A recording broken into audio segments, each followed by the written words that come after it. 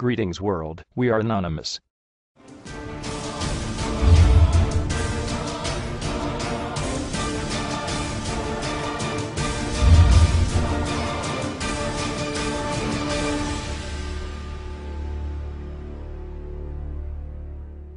So is the long tradition of protesting in America being threatened? To help answer this, I'm joined now by David Seaman, journalist and host of the DL Show. Welcome to the show, David.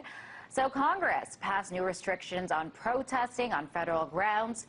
Do you see this as a threat to citizens' right to freedom of speech? I think it is absolutely a threat. This is a sacred, protected constitutional right. This is not something that should be infringed upon. That's why it is, in fact, the First Amendment of our Bill of Rights. It's very important to us. It was very important to our founding fathers. And just to be clear with your viewers, this bill, which is now a law because Obama has signed it, it does not say protest is now illegal in the U.S., move along, citizen. That's not what it says, which is part of the reason why it's not getting more attention. What it says is actually far more insidious.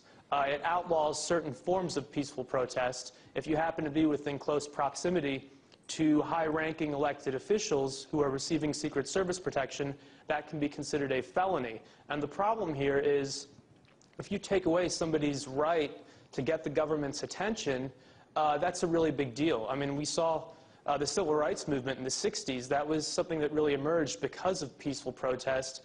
This is traditionally how Americans influence policy on the individual level, as you go out and you peacefully protest for something you believe in if things get bad enough. And to take away that right is really quite criminal, and it's troubling. I mean, the ACLU's analysis, they sort of agree with me. They're saying that it's an incremental thing that's happening. It's not as if suddenly protest is illegal everywhere, but we should fight this incremental slide because it's extremely dangerous. If you can't protest in your own nation's capital, what kind of constitutional republic have we become? Now, some are calling this bill the anti-Occupy bill. Do you think the Occupy movement could have something to do with this? I think it's all a part of their fears, the Occupy movement, and then you have shadowy groups like Anonymous, which are very hard to track, and then on top of that you have the Tea Party on the right. There are a variety of movements, and I think the government is cracking down on all of them, and they've also seen what happened in the Middle East with Arab Spring, and they don't want anything similar to happen here. The problem is they're actually making this worse. You're radicalizing people out there who just, hear about this on the news and might not really care about Occupy's message. That might not interest them, their economic message, but then when you see that the government is quietly taking away these core constitutional rights, you now have citizens who are upset and actually do have a grievance because they don't want to see those rights go away. Even if you don't plan on protesting, you like to know that you do have that right. So you're saying that this could kind of add fuel to the Occupy fire and incite people to get angry and protest even more so? I think it does give some added legitimacy to some of the peaceful movements out there, that there is a problem. And one of your previous guests was talking about Ron Paul and how our republic has strayed very far from our founding principles. And I think that's something that a lot of people are waking up to. And it's something we need to address. I mean, it could be addressed with new legislation to just roll back all of these things. We need to get rid of that trespass bill. H.R. 347 is pretty un-American. We need to get rid of NDAA. We need to talk about letting the Patriot Act retire, which it was supposed to do. These are things that have really destroyed our core rights over the past decade. And it's something that we can fix. That's the good news. But the problem is most people don't know, and those who do know don't necessarily care. Now, how would this law affect protests outside some of the big events that are coming up? For example, NATO and the G8 summit, they are just around the corner. Yeah, so these big events where world leaders come together in one location, this can be one of the only opportunities for your average person out on the street, your average Joe or your college student. This is one of their only opportunities to grab world leaders' attention and to influence their views.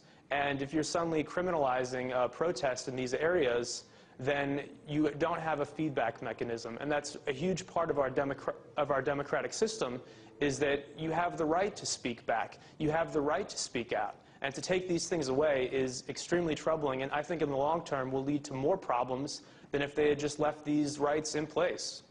Now, the point of the bill, some would say, is that, you know, in the name of security, in the name of safety. What do you think about that purpose of this bill?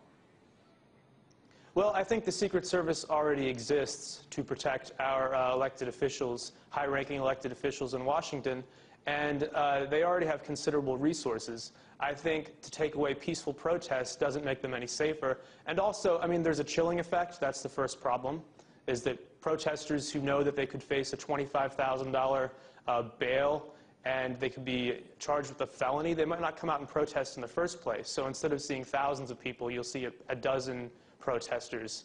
The other problem is that you could see selective enforcement, where if somebody's in front of the White House and they're supporting President Obama's policies on, you know, whatever, on the war in Afghanistan or NDAA, if there's a group that's supportive, the Secret Service might turn a blind eye to that. But if there's a group that's negative and critical, they could crack down. And it's really selective enforcement that could be a big issue, because the media will show, oh, there are protesters, but they're actually in support of the president, or they're actually in support of this new law, but they won't show the other side because those other protesters will be charged.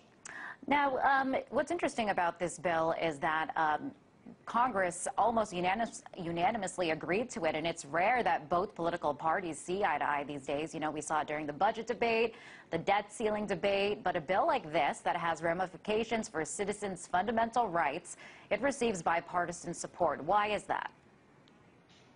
You know, it's extremely disturbing, and I don't have an answer for you, Liz. As you said, this has been a very partisan Congress. They can't agree to do anything. And yet, over the past few months, they've rapidly come together and agreed to things like this anti-protest bill and a stunning attempt to crack down on internet freedoms. We saw SOPA, and they haven't stopped. It's just the media has stopped talking about it. McCain has sponsored a bill which would allow the military to have oversight over U.S. civilian internet traffic. It seems like over the past few months, they've really been hell-bent on taking away Americans' rights. And I don't know why that is. I don't know why they've come to some sort of agreement over this, but there should be far more discussion and far more disagreement within the two parties before moving forward. And lastly, David, just want to ask you, will this change the way that you protest and exercise your freedom of speech? I'm going to be completely honest with you. I think it will. If I know that walking out on the street I can face a felony, if I'm just holding up a sign and protesting for what I believe in, I might stay at home. And that's the real problem, is that other people are going to think the same thing. And after you see the first few arrests, college students and mothers and fathers and everyday people who don't have the resources or the legal teams to back them up, they're just going to stay at home. And a major part of our democracy is going to be dead. When you don't have the right to protest, you don't have much left. Hopefully that's not, that won't happen. But thank you so much for coming on the show, David. Pleasure to have you as always. That was journalist and host of the DL Show, David Seaman, from our New York studio.